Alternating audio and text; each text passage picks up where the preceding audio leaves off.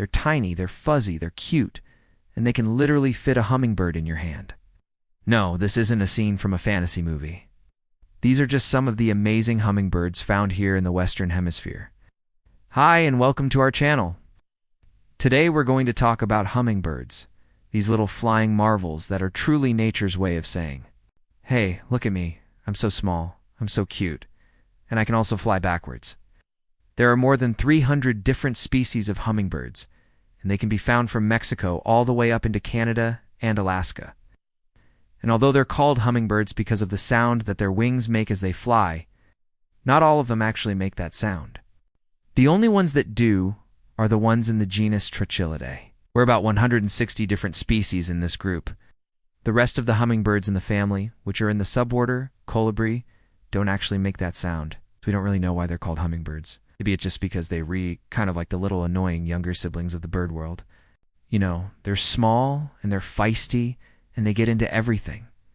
Although hummingbirds are small, they are mighty. They can fly forwards, backwards, sideways, and even hover in midair. They have to beat their wings between 12 and 80 times per second to do this.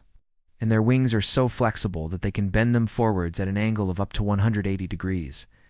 That means that they can basically see behind them without turning their heads. Talk about being prepared for anything. These little birds also have a really special diet. They eat nectar and pollen, and they get most of their water from the plants that they visit. In fact, they are such efficient little guys that they can get 50% of their body weight in food in less than an hour. That's like eating 3 meals and a snack in one sitting. Now, because they eat so much, they have to take frequent breaks. That's why you often see them perched on a flower or a leaf, looking like a little ball of fluff with wings. And speaking of fluff, hummingbirds are the only birds in the world that can produce their own body fat to keep them warm. They do this by shivering their flight muscles, which generates heat.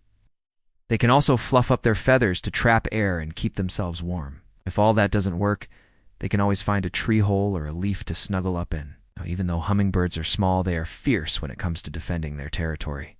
They will fight each other or even larger birds to protect their flowers. And they're not afraid to stand their ground either. If a hummingbird feels threatened, it will hover in front of the threat and make itself look bigger.